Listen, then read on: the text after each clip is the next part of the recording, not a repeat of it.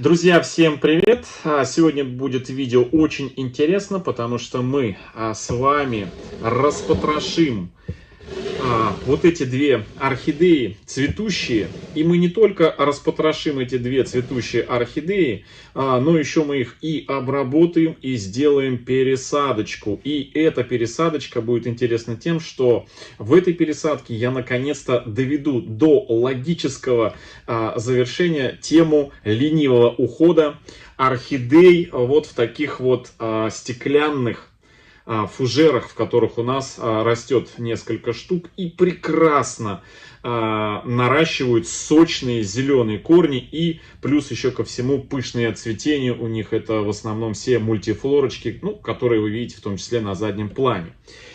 И это, друзья, две орхидеи из тех 6, что на позапрошлое 8 марта я 6 штук урвал по одному экземпляру. Они были у нас в магазине, и мне удалось их купить в буквальном смысле за 3 копейки. И вот уже 3-й год эти орхидеи находятся в магазинных горшочках. И вот сегодня наконец-то мы с вами их распотрошим. Это вот такая вот черная, одна из черных орхидей мультифлора. И такая лососево-коралловая, светло-лососево-кораллового цвета, такая вот, не знаю, как северная аврора, друзья, орхидеечка, мультифлорка. Плюс я в процессе пересадки отвечу на несколько вопросов, касающихся тех компонентов, в которые мы будем сажать эти орхидеи, той посадки, в которой мы будем сажать, и, собственно говоря, самой пересадки и потрошения этих орхидей. Ну что, и самое главное, друзья, что компоненты, в которые мы будем сажать эти орхидеи сегодня, на сегодняшний день самые бюджетные. Да, друзья, я вот взял калькулятор по сегодняшним ценам, прикинул расход, цену в магазинах посмотрел и разделил объем на количество, и получился, друзья, литр этого двухкомпонентного грунта, двухсоставного, то есть грунт состоять будет из 2 компонентов основных. И вот цена этого грунта за литр уже в сборе 50 рублей, друзья, 50 рублей. Сейчас кора сосны, которая продается в группах ВКонтакте, обычная кора, стоит уже выше 50 рублей. А это, друзья, компоненты просто дадут фору по своему качеству, по своему предпочтению для орхидей намного уровней вперед. Ну что, приступим. Вот такие 2 красотки обалденные. Это 2 мультифлорочки. И начнем, наверное, скажем, такого, знаете, вот с этой орхидеи, потому что она по своему внешнему виду, что-то у нее там начинает прибаливать. Орхидея черная, одна из черных орхидей. Как она у нас называется, я не смог ее интерпретировать, потому что она по своему окрасу, друзья, не похожа. Наоборот, похожи на несколько, и на черную птичку, и на блэкджек, и на еще массу, и на черную жемчужину, и еще на несколько орхидей, но все равно, друзья, эта орхидея какими-то непонятными такими, точнее, понятными некоторыми нюансами отличается от всех перечисленных орхидей и других, которые я не называл. То есть у этой орхидеи такая, знаете, в общем, это, друзья, гибрид, роскошный гибрид, который пока не имеет названия. Ну что, давайте потрошить. Плюс еще обработаем эти орхидеечки. На сегодня я посмотрел цены и на орхидеи в магазинах, которые сегодня у нас начинают приходить, и на компоненты. Все дорожает, друзья. Так, ну что, подождите, значит, давайте так. Я хочу сперва эти орхидеи 2 замочить. Мы давайте их сперва замочим в растворе, потому что я уже сказал, что у нас Орхидеечка, видите, есть пятна, плюс еще недавно вот она скинула один лист. И я хочу сейчас их замочить, эти две орхидеи, ну, чтобы было еще и легче их потрошить. И пока они будут замачиваться, мы приготовим с вами грунт, в который будем сажать. И плюс я в процессе этого отвечу на некоторые вопросы. Так, ну что, значит, замачивать я буду, приготовлю сейчас в воде. Вот у меня есть вода комнатной температуры, отстойная. Я хочу залить их тоже, опять же, доступным средством. У меня было большое желание замочить в привикуре, но памятуя о том, что на сегодня он и в прошлом-то году до подорожания привикур был не дешевый, а сегодня его, наверное, практически уже по той цене и не найти, по которой я купил за 140 рублей за 20, по-моему, да, 20 миллилитров, да, по распродаже. Но он просто у нас в магазинах не продается, и привикур он не распространен в продаже у нас в России. А вот топаз везде продается, и в группах продается, везде продается. И стоит он у нас копейки, на самом деле, в несколько раз дешевле, чем привикур.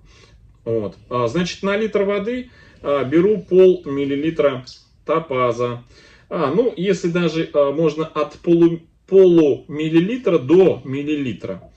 У нас есть видео на канале, в котором, не видео, а называется плейлист.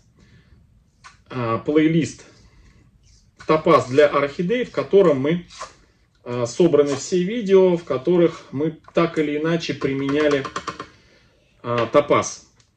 И по инструкции, которой применяем мы его, и неразбавленным применяем. То есть все видео там собраны и можно посмотреть. Сейчас мы его по инструкции. По инструкции это 0,5 мл топаза на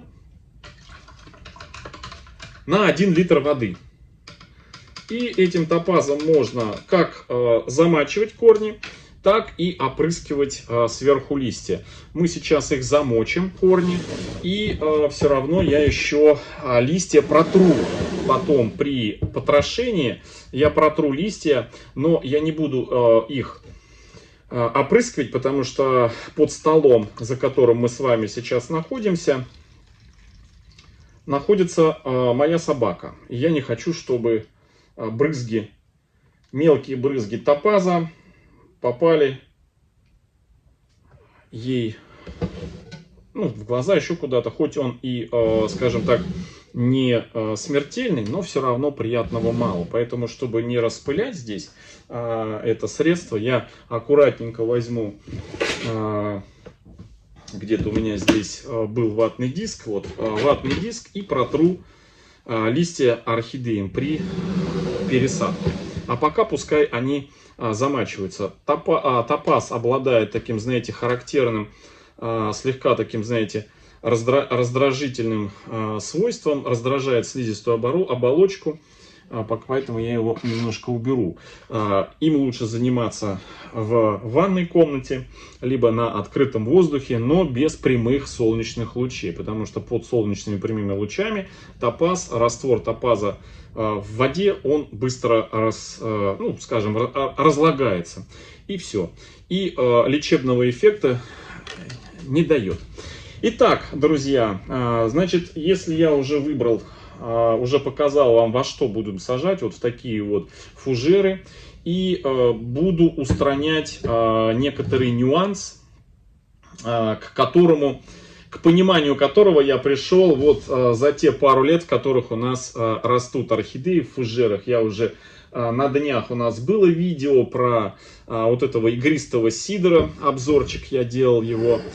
Посажен он у нас в керамзит и в кокосовые чипсы. Кстати, эти кокосовые чипсы у меня в отдельной емкости, влажные. И на вопрос отвечаю, сколько можно хранить влажные кокосовые чипсы, друзья.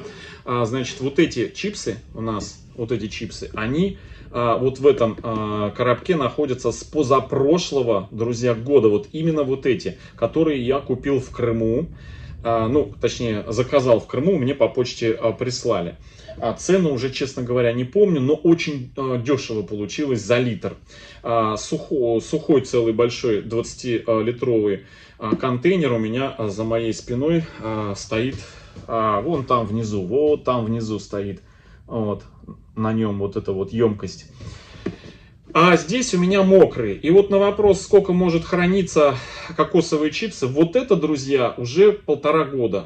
1,5 года находится влажное, и ничего в нем плохого не происходит. Единственный момент, что один раз, вот после того, как я замочил в позапрошлом году эти чипсы, ранней весной, буквально по непонятной мне причине, здесь завелись, вот в этой вот, завелись комарики. Да, грибные комарики, которые наоткладывало личинок. И вот я побрызгал сюда средством из далматской ромашки по борьбе с вредителями от Боннефорте. Просто побрызгал и закрыл. Все, как бабушка отшептала, и с тех пор больше нигде никогда у меня не поселялись. Еще один раз было у меня в мхе сфагнуме, тоже все. Вот это вот за последние, это было единственные вот 2 раза за последние, наверное, 4 года, что вот что-то во влажном у меня заводилось в емкостях для хранения.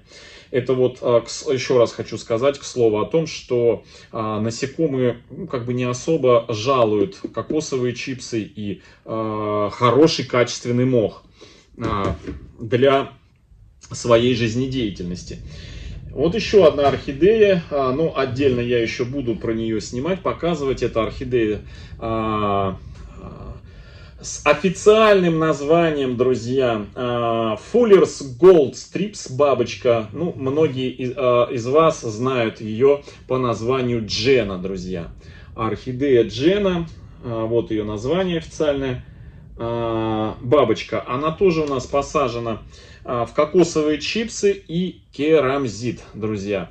Кокосовые чипсы и керамзит. Но вот все хорошо, все замечательно в этих посадках. Орхидеи обожают эти посадки, все прям круто. Но мне, как архаману, который стремится ввиду того, что большая коллекция орхидей, и я постоянно стремлюсь к тому, чтобы меньше тратить время по уходу за орхидеями. А поливать орхидеи вот в таких вот прекрасных вазах, да, какие-то интересные коллекционные орхидеюшки для такого в эстетически красивых посадках, очень-очень напряжно, когда их много. Ну, одно дело, когда вот 2 вот этих орхидеи, да, ну, набрал воды, подловчился, закрыл сверху лапками грунт, слил воду, все.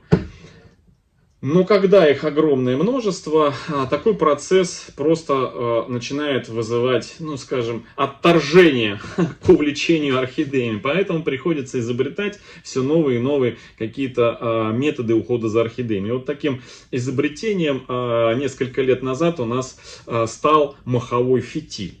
И вот сегодня, раскрывая интригу, я хочу вот в эти вот посадки, но не в эти конкретные. Это сюда мы уже добавим, когда их будем пересаживать через годик. Добавить моховой фитиль. Да, друзья, сегодня мы будем сажать орхидеи в 2-компонентный грунт, состоящий из керамзита и кокосовых чипсов.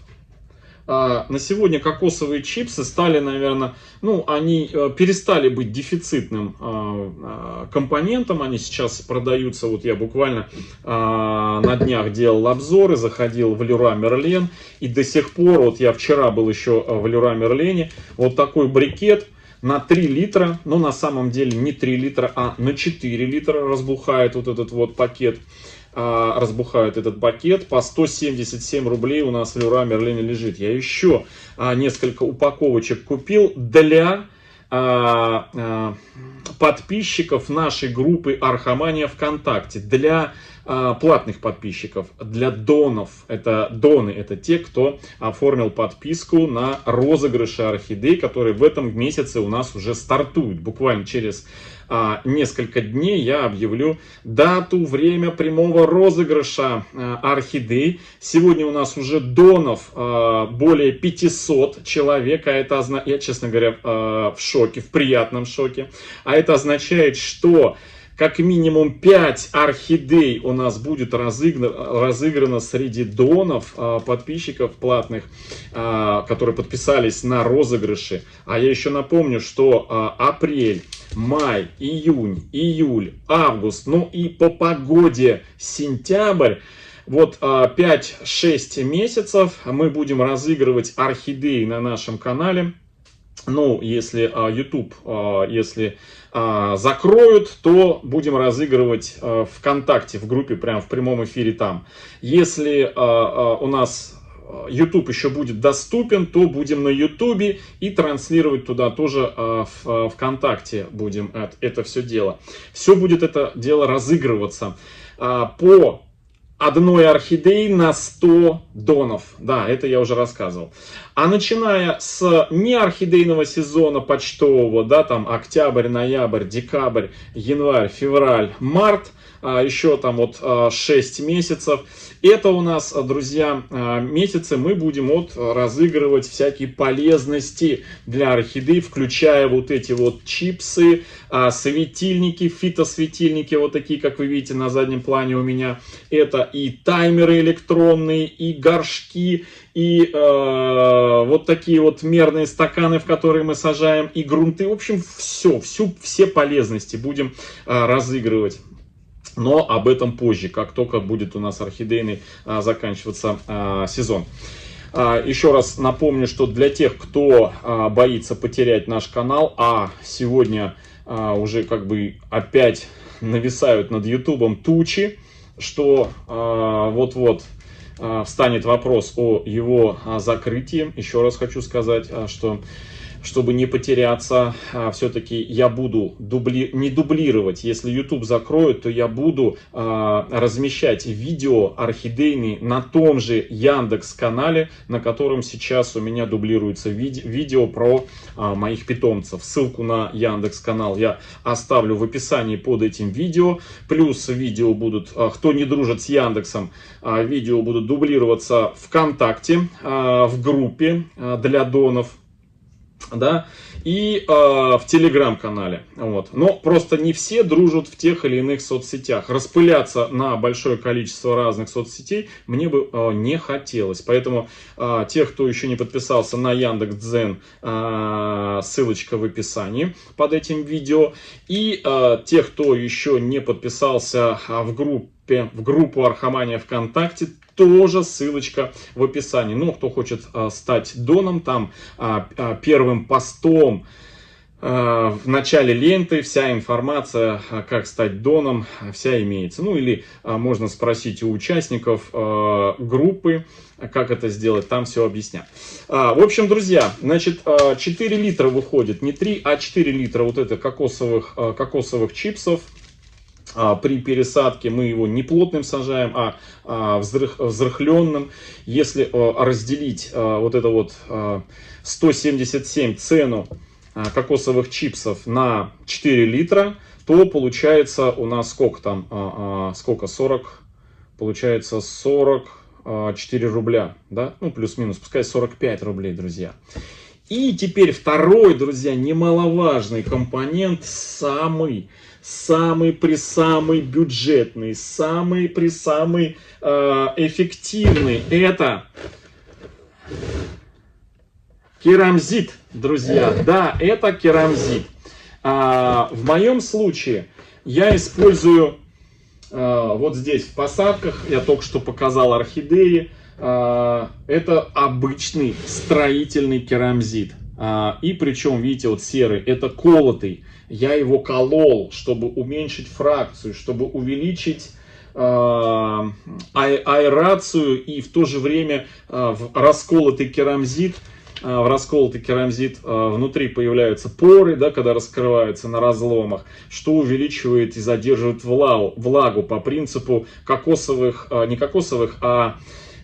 кедровых орешков шкарлупы, да, вот эти вот шкарлупки, внутри в грунте, водой когда замачиваются, потом вынимают из воды, и вот эта шкарлупочка, как ложка, она внутри себя, ну, если она лодочкой вот так повернута внутри, она удерживает воду. Точно так же вот эти вот пузырики в разломах керамзита точно так же удерживают эту влагу по чуть-чуть, по чуть-чуть. Значит, строительный керамзит, друзья, в Леруа Мерлене у нас, я думаю, что и у вас, у всех, где вы живете, имеются какие-то строительные базы. И вот тот керамзит, который у вас продается на строительных базах, это тот же самый керамзит, что и продается в любых других цветочных магазинах под видом какого-то фельдеперсового суперсредства, там дренаж или еще что-то там такое, вот компонент для выращивания орхидей. Друзья, это один и тот же керамзит. Просто для орхидей его могут, не орхидей, для орхидей цветов его могут продавать мытым, а для строительство он просто вот как есть, так есть. Я беру для строительства, насыпаю вот в такой вот в такую емкость, промываю все это дело под проточной водой. Конечно, стекает прям такая ржавая вода, но это частички глины. Если, конечно, не промыть это все, орхидеи могут это все дело корнями впитать. И орхидея в какой-то момент, бывало у меня такое несколько лет назад, посадила в непромытый керамзит, и орхидея окрасилась, друзья, в рыжий цвет. Я сперва думал, заболела, оказалось, что орхидея втянула эти частицы и покрасилась в рыжий цвет. Было и такое, друзья. Поэтому промывать нужно обязательно. Не дай бог там какие-то вирусы или еще что-то такое. Ну, все-таки чистый керамзит лучше. Значит, цена этого компонента у нас в Леруа Мерлен, я уже 100 раз рассказал, сейчас подорожала. Но, значит, когда-то я покупал его сперва 70 рублей за 30 литров мешок. Потом покупал его за 100 с чем-то, потом 136 рублей. И вот последняя цена, крайняя, я покупал за 180 рублей. Это, друзья, 180 рублей за 30 литров. Если 180 рублей разделить на 30, что получается? Это получается 6 рублей. Прибавляем эти 6 рублей к 44 за кокосовые чипсы, да, за литр. Вот у нас получается 2 литра, ну, 1 к 1, если мы смешиваем, да, 2 литра, и цена за 1 литр получается у нас 50 рублей. А это, друзья, мы получаем за 50 рублей литр полуорганического грунта, состоящего из керамзита на 50%, из кокосовых чипсов, но это аэрация хорошая. Это влагоудержание и влагопередача хорошая. Это не гниющий, долгодействующий, спокойно можно спать не 1 год и не переживать, что какой-то гниющий процесс появится в грунте. Это возможность разного полива, если добавить еще моховой фитиль. Это и замачивание, это и пролив, это и фитильный полив для орхидей. Это и возможность разных посадок, и полузакрытый, и закрытый. То есть, ну, и в стекло, и в пластик. В общем, вообще универсальный вот такой вот компонент. Двухкомпонентный грунт. Керамзит и пеностекло. И кокосовые чипсы. Я специально сегодня не сажаю орхидеи в пеностекло, потому что все-таки пеностекло, оно дороговато. И причем намного дороговато, чем керамзит. Хоть и влагоемкий это компонент пеностекло, но если керамзит расколоть, то он станет не хуже, чем пеностекло, но зато в десятки раз дешевле. Ну, реально в десятки. Потому что нано-дренаж, а обычное пеностекло в магазинах я уже показывал в обзоре, сколько это стоит. В общем, намыл я еще вот столько. Кстати, если кому надо, мы керамзит тоже можем разыгрывать. Но просто я не думаю, что это какой-то дефицит. Вот на самом деле. Потому что на любой строительной базе керамзит продается как строительный компонент очень дешево. Его можно хватить вот так вот, друзья. Все, наговорил я, минут 15 у нас уже прошло, можно потрошить, доставать орхидеечки и потрошить их. Начинаем вот с черной красотки, вот такой вот, смотрите, она прям вообще обалденная, просто обалденная. Сливаем мы, опускай сюда, она у нас стекает, не страшно. То, что вы здесь видите, кусочки керамзита мелкого, это не посадка такая. Это года-два назад на полках в другом помещении, где у меня стояли орхидеи, перевернул горшок, и горшок падал и рассыпался по близстоящим орхидеям. А там посадка была в мелкий керамзит. Так. Значит, пока бросаю сюда, потом я эти горшочки помою. Значит, еще момент. Керамзит я промывал не только под проточной водой, но еще и промывал керамзит под кипятком. Прям вот реально кипяток. Плюс горшки я тоже ошпариваю кипятком и промываю горячей водой. В общем, все, что связано с посадкой и с пересадкой, я обрабатываю горячей водой. Пинцеты, скальпель. Все тоже обрабатываю кипяточком. Ну, конечно, за исключением органических грунтов. Понятно, что кора сухая. Кокосовые чипсы я не кипячу, понятно, а просто вот намочил и намочил. И они нормальные. Так, ну что, потрошу. Появился характерный запах топаза. Ну, ничего страшного. Ну вот у нас, смотрите, здесь образовался торфяно-кокосовый стаканчик. Что нам сказать? С корнями у нас здесь не очень густо. Я почему-то ожидал, что здесь будет побольше корней, как и у других орхидей. То есть это орхидея с самым маленьким количеством корешков. Вот это вот орхидея, которую мы сегодня... Хотя нет, у нас еще мало было, которую недавно пересаживали, орхидею лиловую. 70-ю, которая в розыгрыш пойдет тоже. Так, ну что, вот отмерзший горш.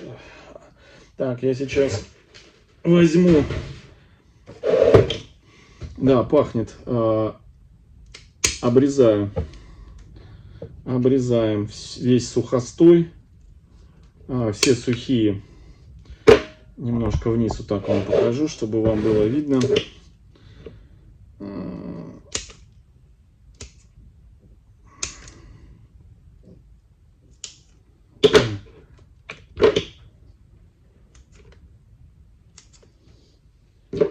Так, вот это я тоже срезаем.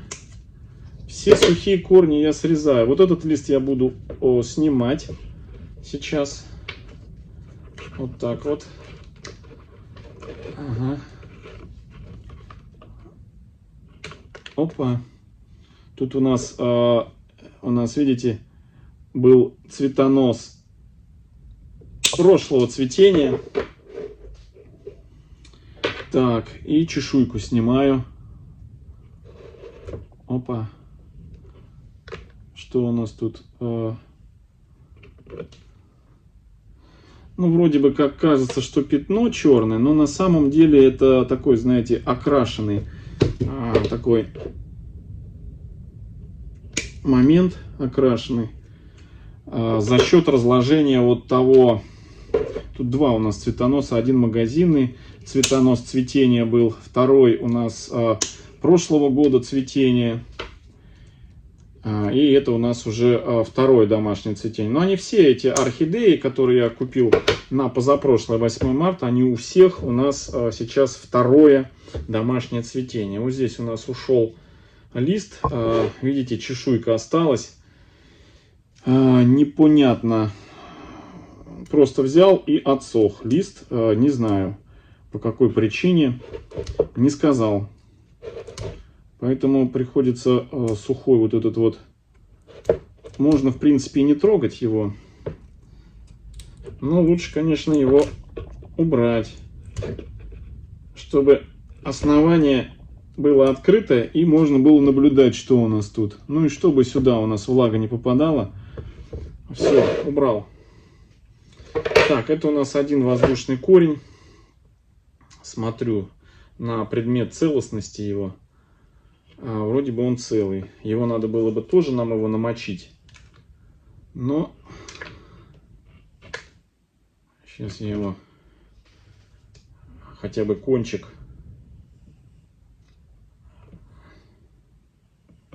намочу.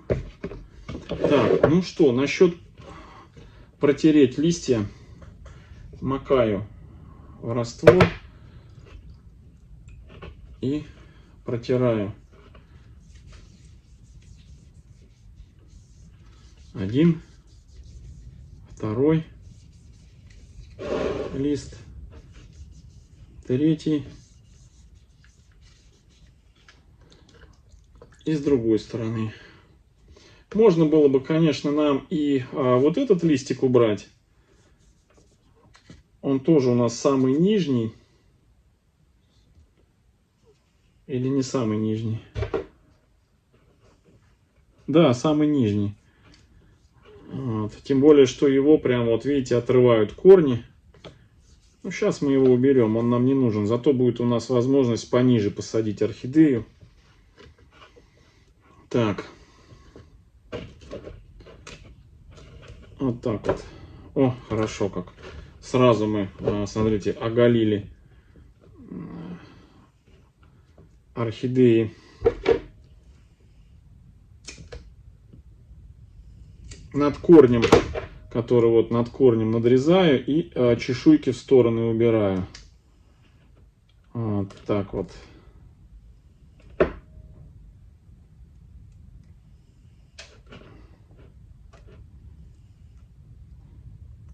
Так, все, почистили мы ее. Почистили. Так, из внутренних корней у нас тут, в принципе, все такое, знаете, целое, вроде бы такое живое. Что-то лишнее удалять отсюда не хочется. Ну что, примерим орхидеечку. Друзья, примерим ее.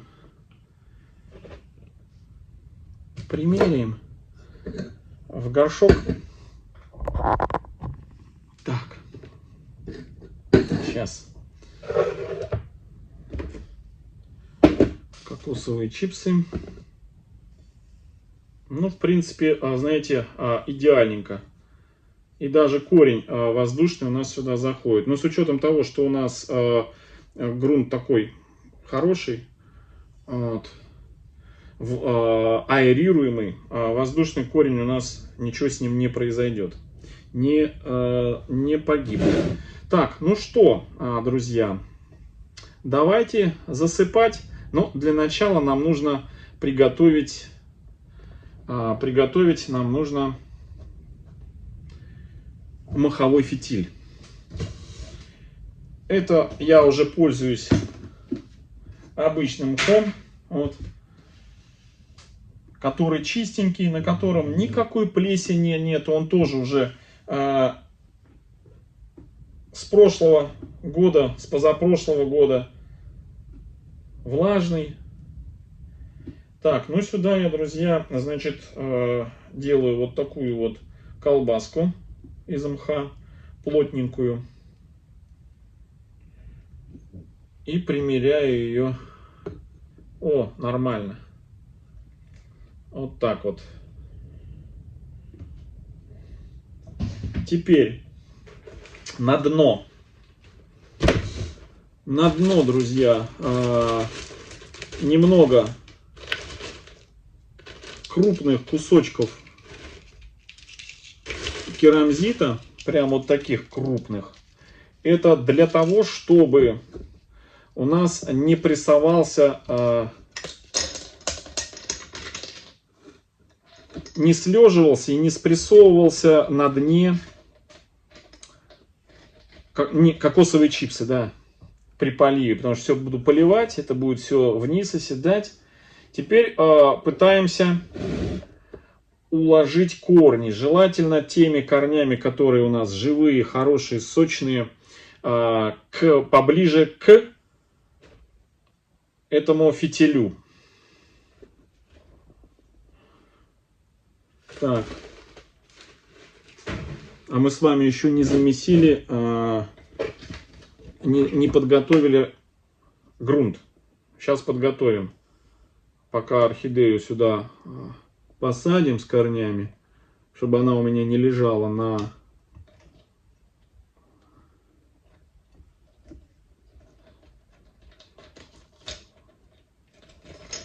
Так, ну вот так. Вот. Нормально. Нормально будет. То есть по высоте она будет вот так находиться. Видите, край горшка. Ну и вот так она будет у нас сидеть. Красотка будет. Прям просто красотка. Так, все. Давай пока повиси тут у нас. А мы с тобой, мы сейчас замесим грунт из кокосовых чипсов. Значит, друзья, хочу кокосовые чипсы. Это вот чипсы, которые из Крыма мне присылали в позапрошлом году, который замачивал, и вот который игристый сидр и джену. Именно вот с этими чипсами я сажал. Я хочу их объединить с Леруа Мерленовскими чипсами. Они немножко по цвету отличаются, видите. Эти посветлее, эти потемнее. Ну, я их просто объединю. Точнее, не объединю, а буду тоже их добавлять 50 на 50. Вот. Сперва их добавлю одной, потом второй, а потом остатки в общий котел сыплю. Так, вот. Так. Теперь керамзит. Так, еще чуть-чуть вот этого, и еще чуть-чуть вот этого. Теперь керамзит. Руки не окрашиваются с них. Так только немножко прилипают кусочки, и все.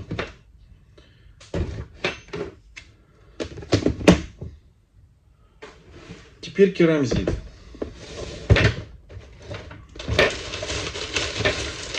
Тут разный, тут не колотый. Значит, в тех посадках у меня колотый был. Сюда я добавляю не колотый.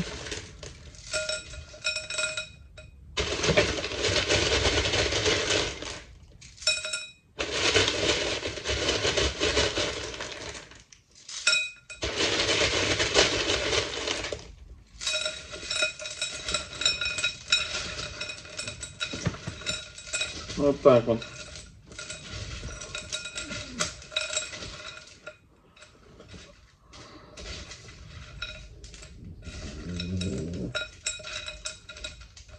Это собака, это не я. Вот. Это она у меня там хрюкает. Так, ну вот так у нас получается, значит, конечно, крупные.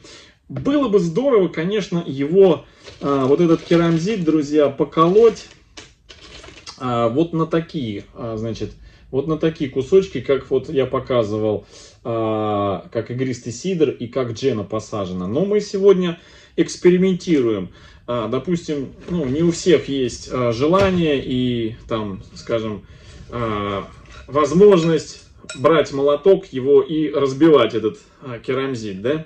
Поэтому мы посадим именно в не колотый керамзит, в неколотый, но зато с фитилем. Так, ну что, сперва кидаю я помельче что-то такое, чтобы нижние корни у нас окутались вот этим грунтом этим. Сейчас я со своей стороны сперва. По чуть-чуть, друзья, по чуть-чуть. Много кидать не надо, потому что много кинете, она раз и застрянет. И все.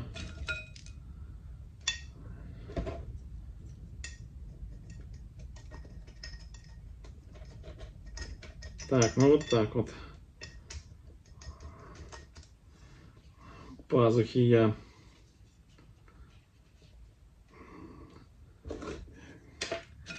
перекрываю по чуть-чуть. У нас есть еще одна орхидея, это Golden Dawn. где мы внизу специально прям не ложили дренажный слой. Вот.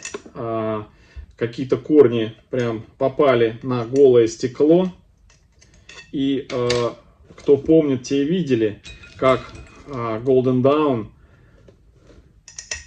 эти корни нарастил в мизинец толщиной так по кругу здесь внизу. Вообще картина просто шикарная. Просто шикарная. Это у меня есть желание следующие орхидеи вот именно без дренажного слоя оставить корнями до дна. Ну, то есть такая, значит, еще поэкспериментировать, посмотреть, вот, насколько орхидеи это будет интересно. Так, ну все. Теперь подсыпаем. Вот так вот это у нас будет получаться.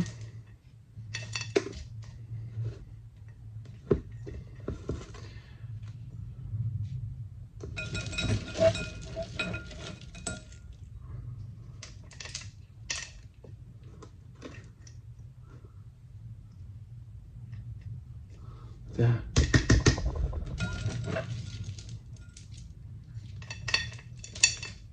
Про керамзит я уже говорил, что в одном из прошлых видео, что керамзит добавление, что пеностекло, они сами по себе не дают спрессовываться кокосовым чипсом. А если еще кокосовые чипсы, скажем, не совсем хорошего качества, а с добавлением торфа, ну как, это, знаете, условное название торфа. Конечно, не того торфа, что на болотах растет, а просто называют кокосовый торф. Это измельченные другие части кокоса. Не кокосовое волокно. То есть весь мусор от производства кокосовых чипсов, его измельчают. Так, ну вот так вот у нас это все дело получается. Но для цветоноса нам нужно будет какую-то палочку, потому что он все-таки орхидею немножко заваливает.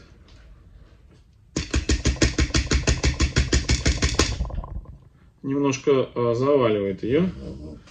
Да. Поэтому можно было бы ее и пока цветет орхидея, ее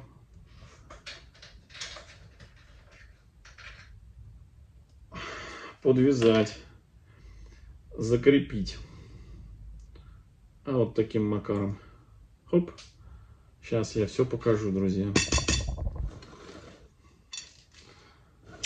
Так, ну, не совсем у нас по центру получилось, но, собственно, и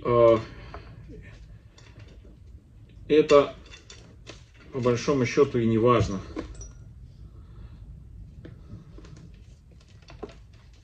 Главное, плюс-минус в середине.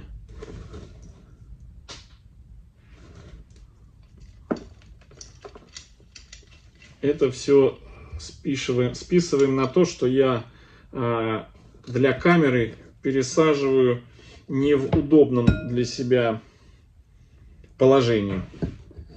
Ну вот так получилось, друзья. Сейчас я на штанах у меня много.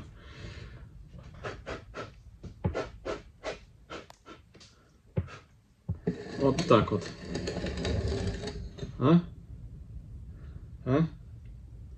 И вот у нас корешки.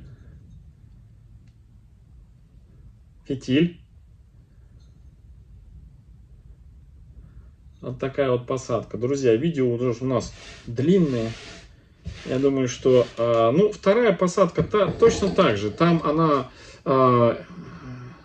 побольше орхидеи, конечно, корней здесь побольше. Все будет точно так же посажено, за исключением, что я не буду дренажный слой, а корни сразу положу на стекло и буду присыпать, друзья.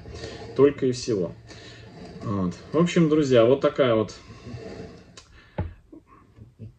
получилась сегодня история. Всем хорошего настроения, всем добра, здоровья и до встречи в следующем видео. Всем пока-пока. Кстати, напишите комментарии, точнее не комментарии, а вопросы, которые возникли у вас, связанные вот с этой пересадкой. Ну, в общем, по этому видео, если есть какие-то вопросы, друзья, напишите в комментариях, и в следующем видео я на ваши вопросы отвечу. Всем, друзья, пока-пока. Маська тоже сказала вам пока.